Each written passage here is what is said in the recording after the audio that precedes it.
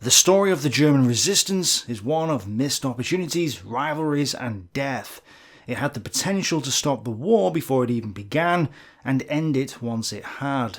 Hitler could have been removed from power, or even killed, and the downfall of the German resistance may have led to the only government-sponsored assassination of a senior National Socialist during the war. So the question today, asked by my Patreon, Spectre321, is: how effective was Wilhelm Canaris and the German resistance? And did they have an overall effect on the eventual collapse of the Third Reich? Let's find out.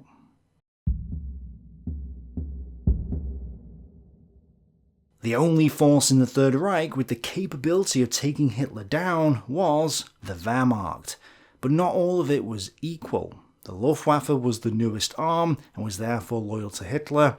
The Navy, with the exception of Canaris, largely kept out of politics, so it was only really within the German army that a resistance movement came about, mainly thanks to its traditional Prussian roots. Hitler had rejected the old Prussian values and beliefs, had none of the manners, education or decency that the German generals saw in themselves, and had sacked the head of the army, Fritzsch. He had a secret police force and promoted street violence, plus was marching Germany to war. All of this alienated the old generals. But that doesn't mean that the entire army was against him or that the resistance was massive. The army largely stood by and did nothing to stop Hitler, and there are several reasons why. For one, the rapid rearmament program and expansion had diluted the influence of the Prussian tradition. Worse, Hitler had basically showered the generals with money, gifts, and estates, bribing them into doing his bidding.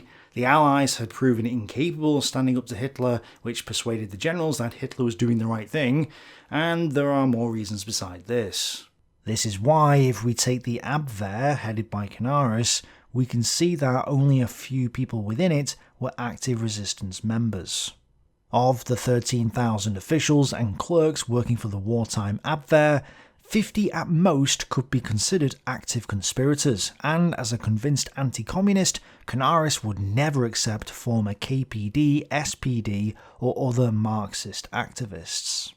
This, by the way, suggests that former members of the KPD, SPD and other Marxist activists were still around in the Third Reich at this time, which is contrary to the Marxist narrative that states that they were all thrown into concentration camps. Clearly, that couldn't be the case if Canaris had the choice of recruiting them, but then decided not to do so. In fact, there were members of the Abwehr who were fanatical Nazis who believed in what Hitler was doing.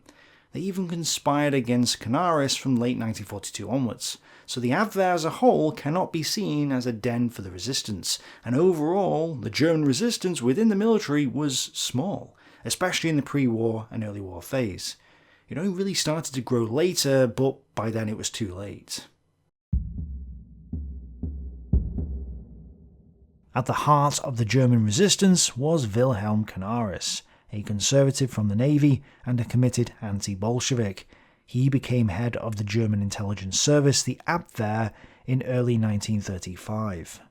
In Spectre's question, he mentions how Paddy Ashdown in his book 9, Standing Up to Hitler, which is actually a very entertaining read and a great introduction to the topic, paints some of these characters in too good of a light and omits certain facts about some of the individuals' darker backgrounds.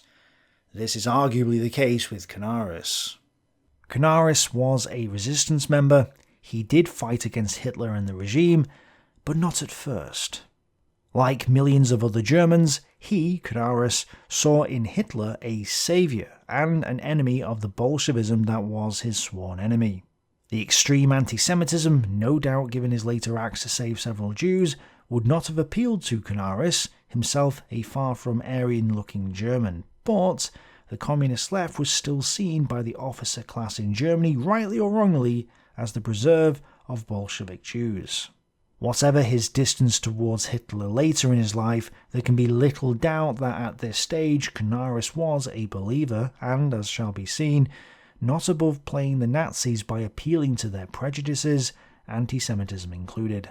His friend Richard Protzer, as well as many historians, say that the Blomberg-Fritsch affair was the turning point in Canaris' loyalty to the Führer. To keep it simple, Blomberg was sacked for marrying a lady who had, 17 years previously, posed in naughty pictures, shall we say, to comply with YouTube's communist guidelines.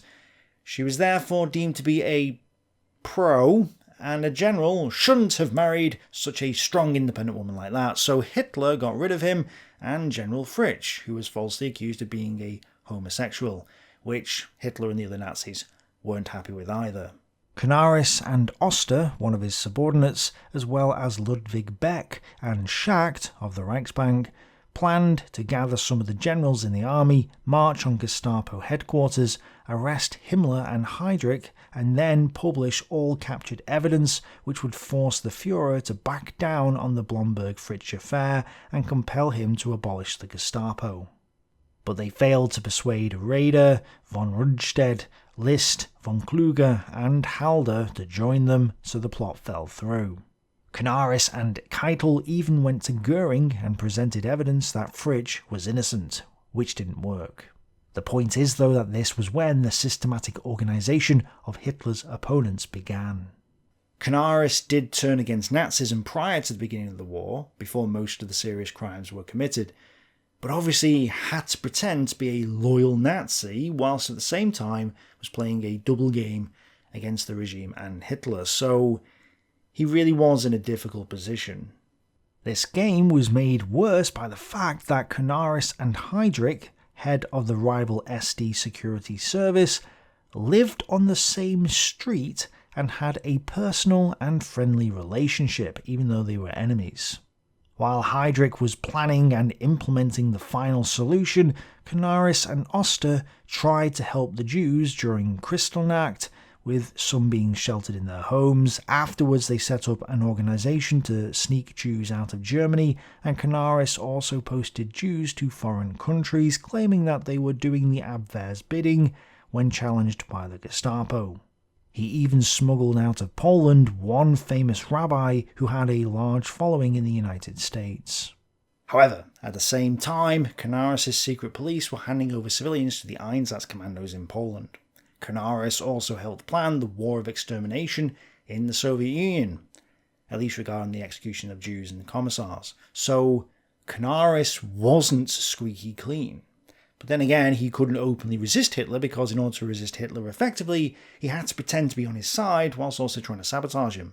So, he was in this grey middle ground area playing a double game, which makes you wonder if we can really blame him for going along with Hitler publicly whilst privately resisting him. And to be fair, he was genuinely horrified by what was happening and ordered his agents to compile notes on the executions, getting angry when they failed. He also started saying more openly that they needed to remove Hitler by force. Therefore, this was a dilemma, and can we really blame him for doing these things whilst also trying to sabotage Hitler behind his back? I'm not sure, but I'd like to hear from you guys what you think about this. Anyway, Canaris was appalled by what he saw in Poland. It is dreadful. Our children's children will have to bear the blame for this. Canaris also tried to stop some of the executions in the Soviet Union, or at least reduce the casualties, and even lodged an official complaint about the treatment of prisoners of war. But Keitel dismissed his complaint. The doubts expressed correspond to the soldierly conception of chivalrous warfare. We are dealing here with the destruction of a world view, therefore I approve the measures and support them. And Canaris was manipulating the flow of information to Hitler to slow him down or divert him from certain courses, and was providing information to the Allies, the Czechs, the British, and probably also the Soviets to try and get them to stand fast against Hitler. Canaris also had infiltrated MI6, and it does appear that he was talking to the British, at least indirectly. All this points to the idea that Canaris was against Hitler, but had to play along with him in order to continue to undermine him. Apart from Canaris, there were some other important German resistance members. Karl Goerdeler was a conservative who became the Price Commissar on the 5th of November 1934, hoping he could use his position to change Hitler.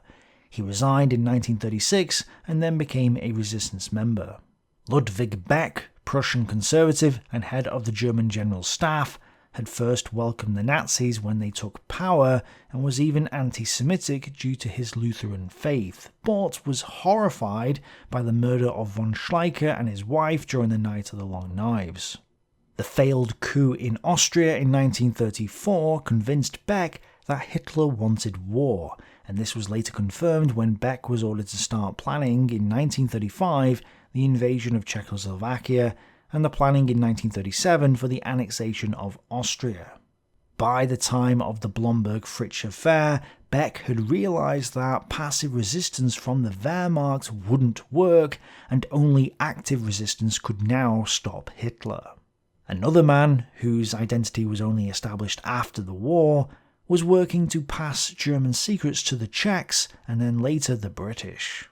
We now know him as Paul Thümmel, one-time master baker, founder member of the Nazi Party, holder of the party's Golden Badge, friend of Himmler, and in 1936 a member of Wilhelm Canaris' Abwehr station in Dresden, which was charged with spying on Czechoslovakia.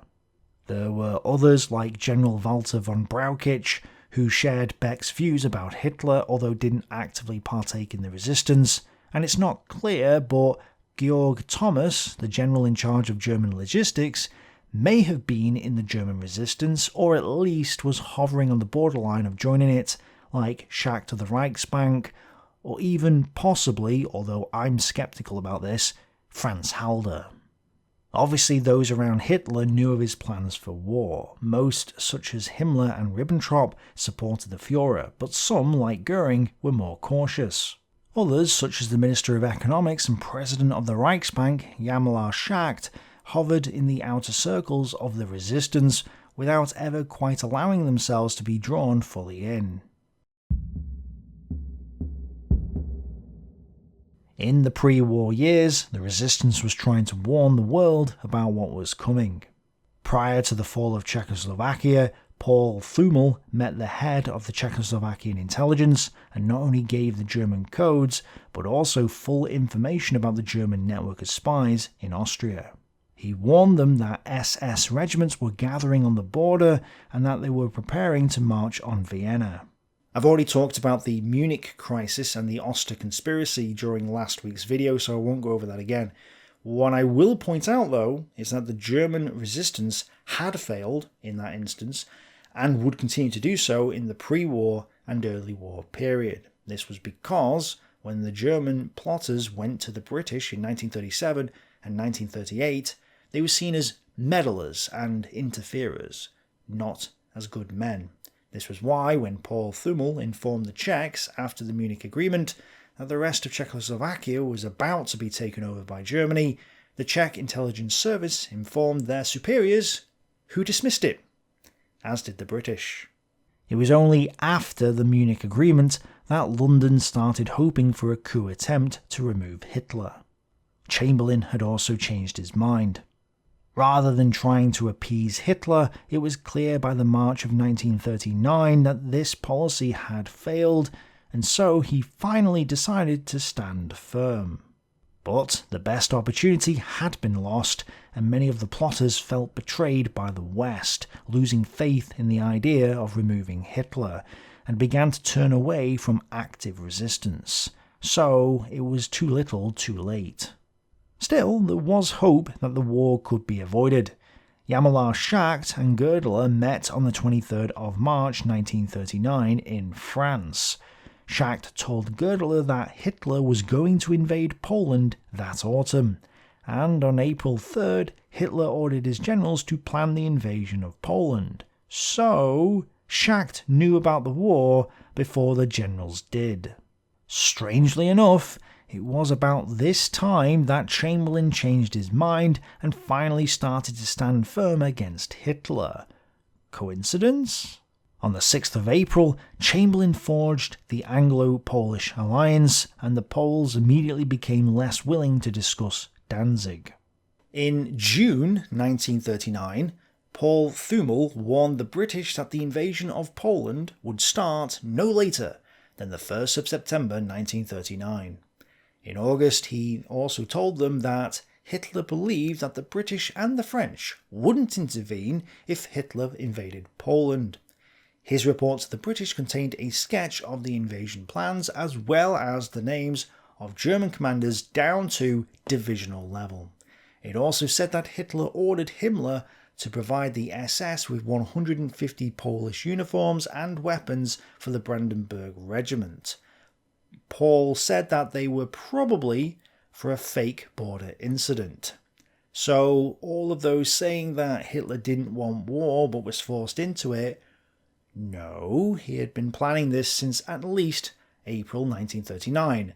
And by June, the commanders down to divisional level were already known, suggesting that the plans were well in place by the time they got to September. Another plot occurred on the 25th of August 1939. The problem was that Hitler cancelled the invasion of Poland on the 25th, and the plotters got cold feet again, believing that war had been avoided. Obviously, war had not been avoided, only delayed, and the German resistance had failed to stop Hitler in the pre-war period. In the first 10 days of the Polish campaign, an anti-Nazi general invited Hitler to his army headquarters in the west, where he planned to arrest and kill him.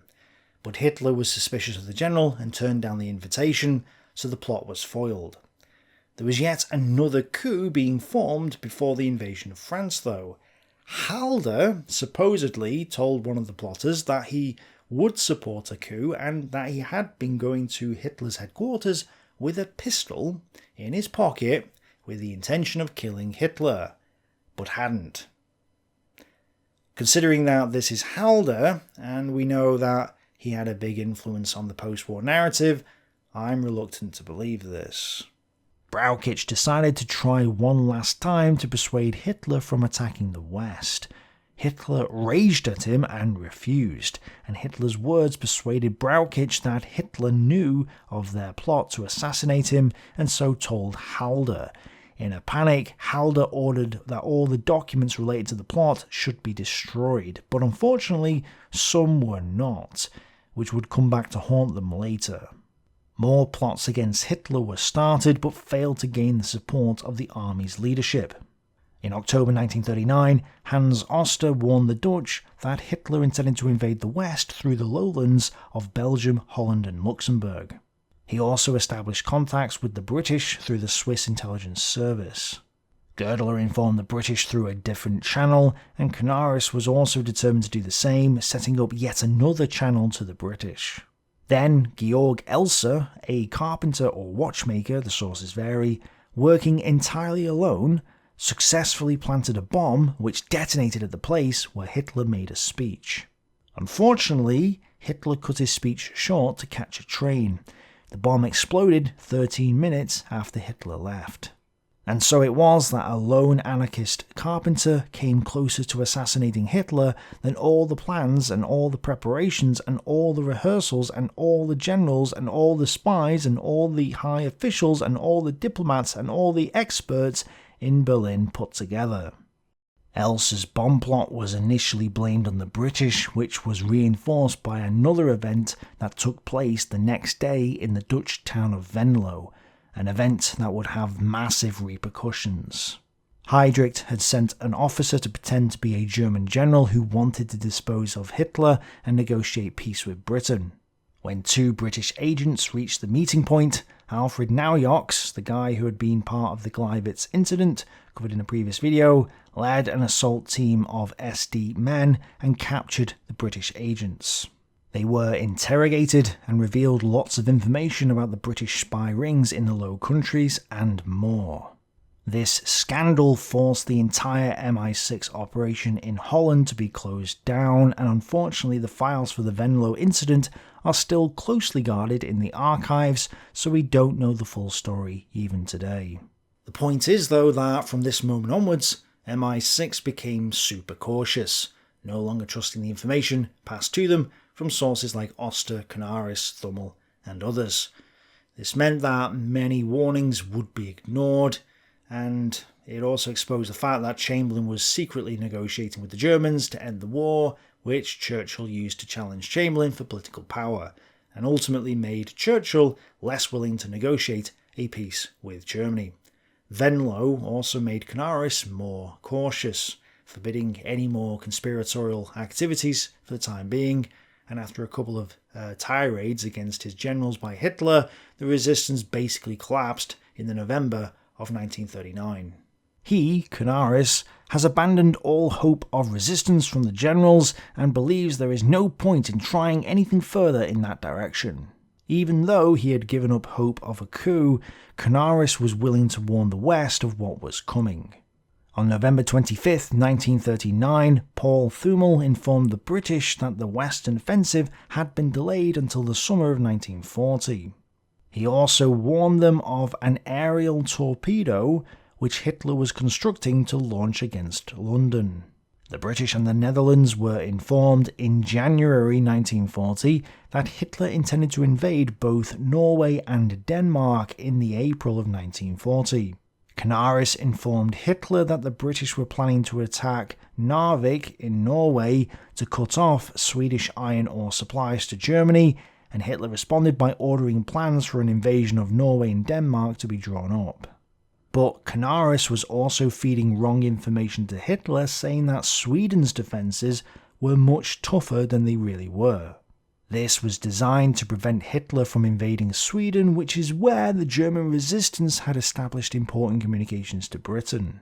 Canaris also tried to negotiate a peace deal with the British through the Pope, whom he knew personally, having rode horses together in the pre-war years.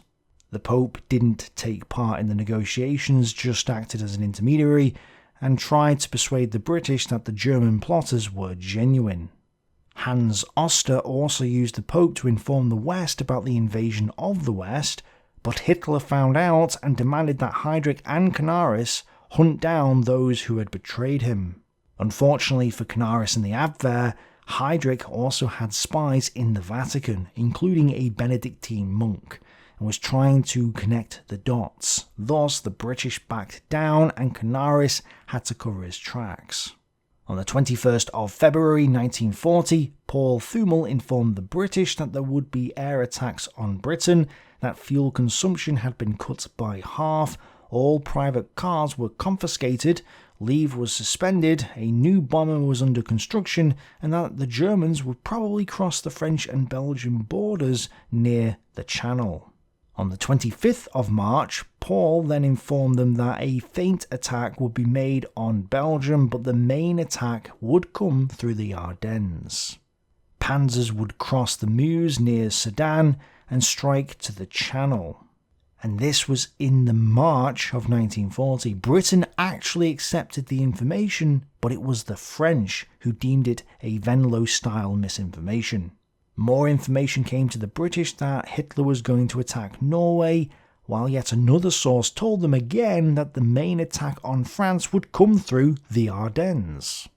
On the 6th of April, the Swedes also informed Lord Halifax in London of the forthcoming attack on Denmark and Norway. After Norway fell, Paul again told the British that once France fell, Britain would be attacked by the air. Canaris once again sent an agent to the Vatican to warn the West of the attack on France, knowing full well that Heydrich had spies there.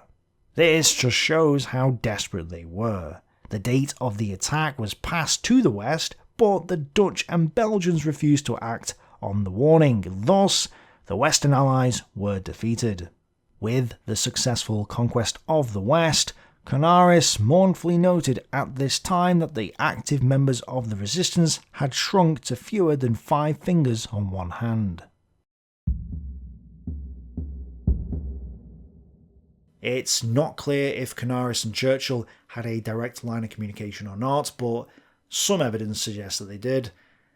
The British had certainly broken the Abwehr's codes in the May of 1940 and were now able to follow Canaris' movements and study him. The British government later claimed that it wasn't until 1941 or even 1942 that they knew much about the Abwehr, since only a few documents had been captured prior to then. They supposedly broke the Abwehr's decryption in 1942. Thus, the British government covered up the fact that they broke some of the code in May 1940 and were following Canaris. But don't believe that fact, because that would make you a conspiracy theorist or something. And the last thing you would want to do is believe that there are conspiracies by states to hide information from you, even though that's exactly what they're doing. Wikipedia even admits this. An Official Secrets Act is legislation that provides for the protection of state secrets and official information, mainly related to socialist security, but in unrevised form. Can include all information held by government bodies. Well, that is a conspiracy by the state to keep information from you. Oh no, that means that Wikipedia is a conspiracy theory website. We better follow the science and shut it down. More conspiracies were afoot. One group of Wehrmacht officers tried to create a commando unit to strike at Hitler, but didn't get enough numbers to carry it out. Another wanted snipers to take Hitler out during a parade, but the parade was cancelled. Another planned to use a hand grenade to kill Hitler when he visited a headquarters on the Western Front, but Hitler didn't show up. Then the German resistance informed the British that Hitler was planning to invade the British Isles in Operation Sea Lion. Canaris leaked the details of the plan to London and at the same time exaggerated the British strength to Hitler, saying there were 39 divisions in the landing area when there were in fact only 16. He also said that there were defences in areas that there weren't and that they're impossible to spot from the air. The German resistance then informed the British that Sea Lion was cancelled. After the war, when Michael Saltykov asked Churchill how it was possible that he had been so well informed about Sea Lion, Churchill merely pointed to Colvin's book on Canaris. How the intelligence reached Churchill remains a subject for speculation. In other words, information is being suppressed because there's a conspiracy to suppress that information. In a nutshell, we're not being told the full story here, and I think the suppression of this information is related to another topic. There's your clue, which I'll come back to discuss in the future because it's complicated. But the point is that information is being suppressed on this topic. Canaris was instrumental in keeping Spain out of the war. He had previously earned Franco's trust as a result of his actions during the Spanish Civil War, and now even advised Franco what to say to Hitler when they met face-to-face on the 23rd of October 1940. The meeting turned into a fiasco, and Hitler later told Mussolini that he would rather have his teeth pulled out than have another meeting with Franco. This is perhaps what led Hitler to despise Franco and the Falange at the time, with Hitler calling Franco a subaltern and also a Jesuit swine, complaining about the false pride of the Spaniard and saying, "We were deceived, because had I known the true facts, I would never have permitted our aircraft to be used to destroy the starving and to reinstate the Spanish nobility and black frocks into their medieval prerogatives." It wasn't just Canaris that had helped Franco to this decision, since the British had bribed him £10 million, and also the strategic situation didn't warrant it, but he was a big part of it. Of all the steps Wilhelm Canaris took in pursuit of his self-declared aim of frustrating Hitler's relentless expansionism and denying him victory, this was arguably the most important. For now, checked by Britain's stubborn refusal to submit in the north and by Spanish neutrality in the west, Hitler had only one way to go: east. I would say though that Hitler was going east anyway, but obviously it would have helped to have taken out Gibraltar and/or Portugal, so Canaris' role here was important. Canaris and others warned the British that Hitler was intending to help the Italians out in Greece and invade Yugoslavia. Canaris also informed the Yugoslavs that Belgrade was going to be bombed, which may have influenced their decision to declare it an open city. This didn't stop the bombers though. Unfortunately, Heydrich's SD discovered the British telegram that warned the Yugoslavs that the Luftwaffe would attack Belgrade. They realised that the leak came from an Abwehr safe, but got no further. The German resistance were feeding the Dora spy ring information, which was then being sent to Moscow via Switzerland. Canaris' agents may have also infiltrated the Dora ring, and the Swiss and British were also feeding information to it too. And they were all telling the Soviets where Hitler would strike next. From September 1940, the German resistance had informed London that Hitler was going east, with them confirming that the invasion would take place in 1941. Paul Thümmel confirmed the positions of the three army groups on the 18th of May 1941. Canaris' agent in Japan seems to have provided Soviet spy Richard Sorge with information as well. Meanwhile, the British were sending information to Stalin, as were the Americans, but he wasn't believing any of it. In fact, he told his spies not to send him any more reports on this nonsense about a German attack, which they ignored and kept sending him information anyway. For example, on the 17th of June 1941, just 5 days before Operation Barbarossa, Stalin received another report from a source in Goering's Air Ministry saying that German preparations were complete and that they were about to attack. In response, Stalin wrote a note to his security chief saying, "Comrade Merkelov, you can send your source from the headquarters of German aviation to his mother. This is not a source but a desinformator." Stalin must have thought that the German attack was a conspiracy theory. But to explain why Stalin chose to ignore this information would require a whole video in and of itself, so I'll save that for another day. The point to note is that the German resistance had been largely ineffective at warning the other powers about what Hitler was going to do, because nobody, except for Franco, who wasn't on the Allied side, believed the German resistance until it was too late. Moscow was getting information from the Dora Ring until 1944, helping them win battles like Stalingrad and Kursk, and cementing them as one of the great spy rings of the war. But the Dora Ring was subsequently stopped by the Germans. Strangely, not a great deal is written about the spy activities of the Abwehr between 1941 and 1943, which makes me a little suspicious. The only thing that seems certain is that Canaris sent out peace feelers to the USA in 1943, wanting to know if there was any alternative to unconditional surrender. Roosevelt stood by unconditional surrender, so Canaris' peace attempts fell through.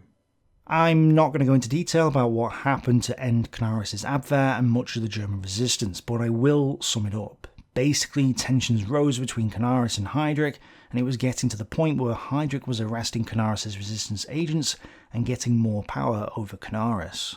The Czechoslovakian government in exile in London, in cooperation with the British Special Service, assassinated Heydrich on the 27th of May 1942, most likely to save Canaris, but that's debated. Then, several events all happened seemingly at once that sealed Canaris' fate. He was forced to close down most of his operations in Turkey, Spain and Argentina, and Hitler blamed Canaris personally. In early March 1944, Hitler ordered Himmler to relieve Canaris of command and create a unified secret service with Himmler in charge. Canaris was therefore put in reserve, probably on Himmler's orders. Canaris wasn't directly involved in the July plot of 1944, where von Stauffenberg planted a bomb in Hitler's headquarters that almost got him, but failed. However, Canaris' successor, Hansen, named Canaris as the spiritual founder of the resistance movement during interrogation, which sealed his fate. Canaris was, therefore, arrested, along with others like Hans Oster.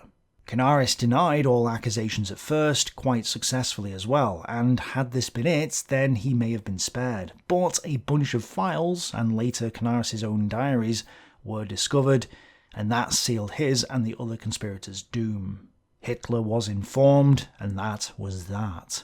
Canaris and a group of other conspirators who had been caught were hanged and cremated on the 9th of April 1945, just weeks before the war in Europe ended.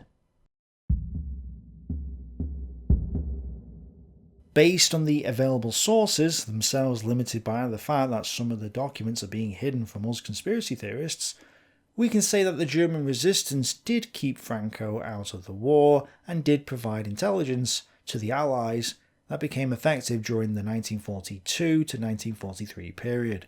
It also conducted several plots against Hitler, most notably the July 1944 bomb plot, but also others getting very close to the mark. Outside of that brief window, the German resistance was mostly ineffective, and it wasn't necessarily their fault either.